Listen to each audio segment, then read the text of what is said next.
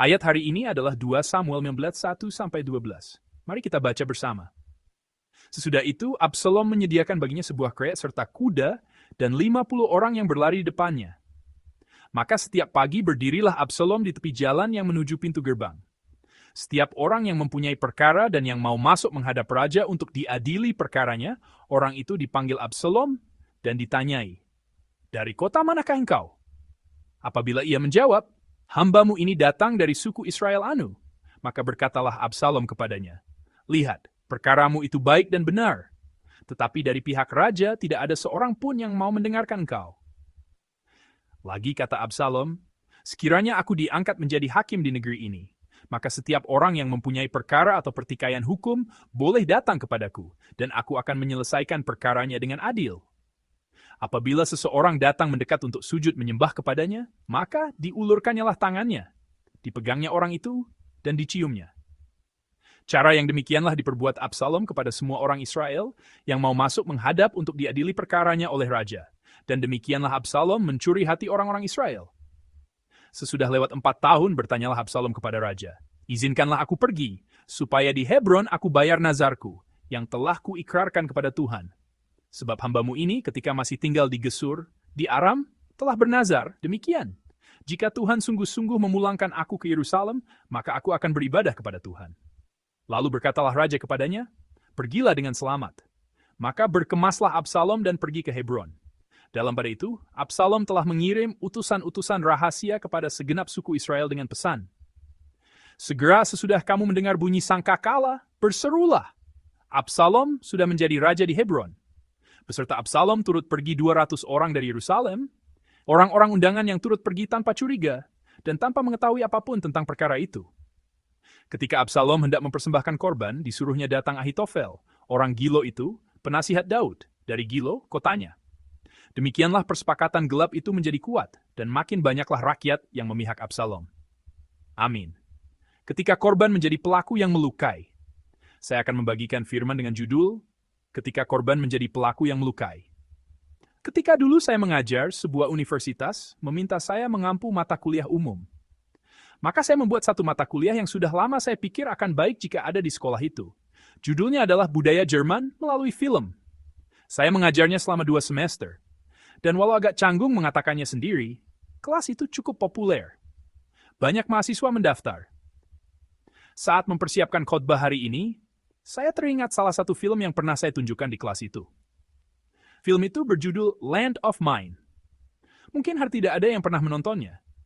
Film itu tidak terlalu terkenal dan bukan film komersial penuh. Film ini mengangkat kisah nyata yang terjadi di Denmark segera setelah Perang Dunia Kedua. Kata mine dalam judul memiliki 2 arti. Di permukaan bisa berarti milikku, seperti tanah airku, tetapi juga berarti ranjau darat. Jadi judul itu juga dapat dipahami sebagai tanah ranjau. Pada masa perang, Nazi Jerman menanam puluhan juta ranjau di pantai-pantai Denmark. Perang berakhir dan tentara Jerman mundur, tetapi ranjau-ranjau itu tetap tinggal di tanah. Maka setelah perang selesai, dimulailah perang lain, perang melawan ranjau yang tertanam. Saya mendengar bahwa sampai sekarang, belum semuanya disingkirkan. Untuk membersihkan ranjau itu, Denmark memakai para tentara remaja Nazi Jerman yang menjadi tawanan perang. Dalam film itu, para tawanan ini hanyalah anak-anak belasan tahun. Mereka memakai seragam militer, tetapi pada malam hari menangis, "Aku rindu ibu. Aku ingin pulang." Mereka tidak jauh berbeda dari anak-anak di rumah kita. Setelah menonton film itu, pertanyaan muncul. Siapa sebenarnya pelaku? Apakah hanya Nazi Jerman pelakunya? Apakah Denmark yang diserang hanya korban? Mereka memang tawanan musuh, tetapi mereka masih anak-anak. Memaksa anak-anak itu masuk ke ladang kematian untuk membersihkan ranjau hingga terluka dan mati. Apakah dapat dibenarkan hanya karena Denmark telah sangat menderita akibat perang? Tentu kita tidak bisa mengatakan Denmark sama dengan Nazi Jerman, tetapi bukankah mereka juga menjadi pelaku? Inilah kenyataan perang.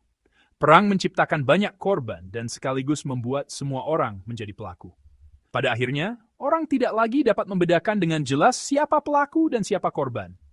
Dengan demikian, pelaku maupun korban akhirnya sama-sama menjadi orang-orang yang terluka oleh kekerasan yang sama. Kiranya semua perang di bumi ini segera berakhir. Tokoh utama dalam teks hari ini adalah seorang korban yang sangat terluka hatinya. Namun korban itu mulai terbakar oleh dendam dan akhirnya menjadi pelaku yang kejam. Orang itu adalah Absalom, salah satu anak Daud, pangeran yang tampan dan mungkin dianggap banyak orang sebagai calon penerus Daud.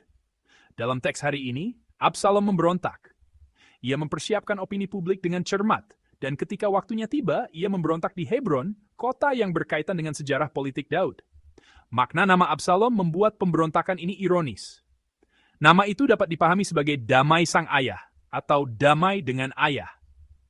Tetapi orang yang membawa nama damai ini tidak membawa damai dengan ayahnya, melainkan pemberontakan dan perang. Mengapa ia memberontak terhadap ayah yang memberinya nama damai? Teks hari ini memberi petunjuk penting, penghakiman. Absalom menjadi hakim, bahkan hakim yang sangat populer. Dalam ayat 4, ia berkata bahwa seandainya ia diangkat menjadi hakim di negeri itu, maka setiap orang yang memiliki perkara dapat datang kepadanya dan ia akan menegakkan keadilan. Absalom memanggil orang-orang yang datang ke Yerusalem untuk mencari penghakiman raja, lalu ia sendiri ikut menangani perkara mereka. Ayat 3 menunjukkan bahwa ia memberi keputusan yang memihak dan menyenangkan telinga. Dengan cara itu, ia merebut hati orang. Ayat 6 berkata bahwa Absalom mencuriati orang-orang Israel. Tetapi penghakiman itu aneh. Pertama, itu adalah penghakiman untuk merebut hati orang. Kedua, dilakukan oleh orang yang tidak memiliki wewenang untuk menghakimi. Mengapa Absalom ingin menjadi hakim? Mungkin ia memiliki luka mendalam terkait penghakiman. Itu berasal dari apa yang dialami adiknya Tamar. Tamar telah diperlakukan jahat oleh Amnon, saudara tirinya. Setelah peristiwa itu, Absalom mungkin berharap ayahnya Daud menjadi hakim, menghukum Amnon dengan keras, dan memulihkan kehormatan Tamar. Ia menantikan penghakiman yang benar, tetapi itu tidak terjadi. Daud sangat marah, tetapi tetap diam. Waktu berlalu, namun tidak ada tindakan nyata. Amnon telah menghancurkan hidup seorang perempuan, tetapi tidak menerima hukuman apapun. Ia terus hidup sebagai pangeran, mungkin bahkan dengan harapan suatu hari menggantikan Daud. Hidup seorang perempuan hancur, sementara pelaku yang menghancurkannya hidup seolah tidak ada apa-apa. Absalom melihat keadaan yang tidak masuk akal itu selama 2 tahun dan memutuskan menjadi hakim sendiri. Ya, Pastor Butterchin.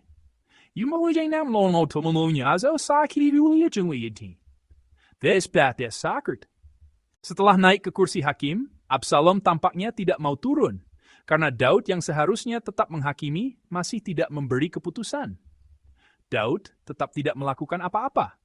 Ia diam ketika mendengar dosa Amnon terhadap Tamar, dan ia juga tidak turun tangan secara aktif ketika Absalom membunuh Amnon. Ia tidak menilai benar dan salah di antara anak-anaknya. Ketika Absalom berkata bahwa tidak ada orang dari pihak raja yang mau mendengarkan perkara, mungkin itu adalah isi hatinya yang sebenarnya selama bertahun-tahun. Perilaku Daud jelas merupakan pengabaian tugas. Pada zaman kuno, raja adalah orang yang menghakimi. Salomo menjadi terkenal karena penghakimannya, dan Paulus pergi ke Roma untuk diadili oleh kaisar. Raja menghakimi dan melepaskan ketidakadilan rakyat. Tetapi Daud tidak menghakimi. Bahkan ketika masalah terjadi di antara anak-anaknya, ia tetap acuh tak acuh. Daud bukan hanya raja sebuah bangsa, ia juga ayah sebuah keluarga. Dengan otoritas ayah, ia harus membedakan benar dan salah bagi anak-anaknya. Amsal 13:24 berkata bahwa siapa tidak menggunakan tongkat membenci anaknya, tetapi siapa mengasihi anaknya rajin mendidiknya. Orang sering berkata tidak mendisiplinkan karena mengasihi, tetapi Alkitab berkata sebaliknya. Tidak mendisiplinkan bukan kasih. Mengasihi berarti mendisiplinkan dengan setia. Menurut firman ini, Daud tidak mengasihi anak-anaknya dengan benar. Ia tidak mengasihi Amnon maupun Absalom dengan benar. Tanpa disiplin, Daud adalah ayah tanpa kasih. Sebagai orang tua, ia juga harus mengajarkan firman Allah. Ketika Amnon berdosa terhadap Tamar, Daud seharusnya mengajarnya bertanggung jawab menurut hukum dan mengambil tindakan nyata. Efesus 6:4 berkata, "Para ayah, jangan bangkitkan amarah di dalam hati anak-anakmu, tetapi didiklah mereka dalam ajaran dan nasihat Tuhan." Ini bukan berarti tidak boleh menegur. Artinya, jangan mendidik menurut emosi atau pikiran sendiri, tetapi menurut firman Tuhan. Karena itu, kebiasaan merenungkan firman sejak kecil sangat penting. Melaluinya terbentuk hati yang menghargai firman Allah. Anak itu, ketika besar nanti, tetap akan menghargai firman Allah dan berjalan di jalan firman itu. Alkitab dengan jelas memerintahkan agar anak-anak dididik dalam ajaran dan nasihat Tuhan. Daud seharusnya menyampaikan ajaran dan nasihat Allah kepada Amnon. Bahkan jika ia menyembunyikan amarahnya, Ia tetap harus mengajarkan firman dengan jelas.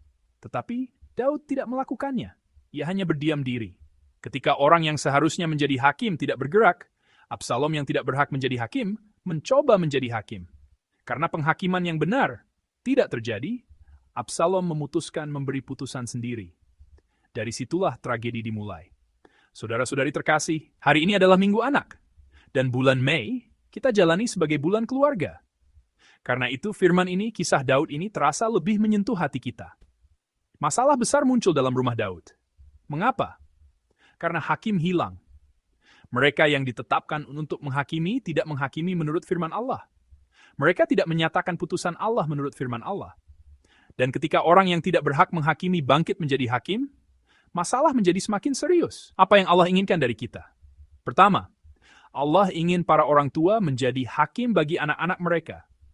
Kita harus mengatakan yang benar itu benar, dan yang salah itu salah. Ketika orang tua acuh terhadap benar dan salah, anak-anak akan menilai menurut hati mereka sendiri. Seperti Absalom, mereka akan hidup dengan menjadikan diri mereka sendiri sebagai hakim. Dan mereka akan berusaha mewujudkan kehendak dan keras kepala mereka sendiri dengan cara yang tidak benar. Jika kita membiarkan anak-anak seperti Daud, terpisah dari firman Allah, mereka akan menjadi hakim bagi diri mereka sendiri dan kehilangan hakim yang sejati. Allah juga ingin kita, orang Kristen, menjadi hakim di dunia ini. Di dunia yang semakin jahat, yang telah kehilangan dan melupakan Allah, Ia ingin menyatakan jalan yang benar dan diberkati melalui kita. Cara terbaik menjadi hakim yang baik bagi anak-anak dan dunia adalah menunjukkan hakim yang sejati. Dengan kata-kata dan hidup kita, kita menyatakan bahwa Allah hakim yang sejati ada. Kiranya kita hidup dengan menyatakan Allah hakim yang sejati dalam seluruh kehidupan sehari-hari kita. Bagaimana kita dapat menunjukkan Allah sebagai hakim? Dengan terus merenungkan salib, puncak penghakiman Allah. Di salib, Allah menyatakan diri sebagai hakim seluruh dunia. Namun caranya istimewa. Allah sebenarnya adalah pihak yang disakiti. Manusia berdosa dan secara sepihak melanggar perjanjian dengan Allah. Tetapi cara Allah, pihak yang disakiti, memperlakukan kita para pelaku, sangat berbeda dari cara dunia. Allah tidak membalas dendam. Ia tidak menjadi pelaku seperti Absalom. Ia juga tidak memperlakukan dengan kejam lagi para tentara remaja Jerman yang tidak mengerti apa-apa, seperti yang dilakukan orang-orang Denmark. Ia tidak memilih jalan di mana korban menjadi pelaku. Ia kembali menjadi pihak yang terluka dengan diam. Di salib, ia mengambil tempat sebagai yang terluka dan memeluk kita, para pelaku. Inilah cara penghakiman Allah. Bukan korban melukai pelaku dalam dendam, tetapi korban memeluk pelaku. Beginilah cara Allah kita menghakimi. Kiranya lingkaran buruk pembalasan dan dendam di setiap tempat konflik diputus oleh kasih salib, kasih Kristus. Kiranya lingkaran baik kasih dan pengorbanan dimulai kembali dari salib. Dalam minggu yang baru ini, jangan hidup menurut cara dunia yang jahat, di mana korban menjadi pelaku. Bawalah dalam hati cara hidup salib, cara penghakiman salib, di mana korban memeluk pelaku dan rela terluka lagi. Hanya orang yang percaya bahwa Allah adalah hakim yang sejati dapat hidup seperti ini.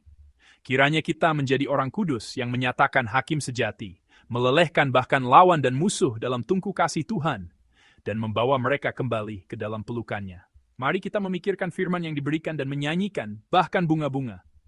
Di tempat ini mata air kehidupan memancar. Saat melewati lembah air mata, segera buah akan muncul, dan suara tawa melimpah. Bunga, awan, angin, dan laut yang luas. Pujilah, pujilah Yesus.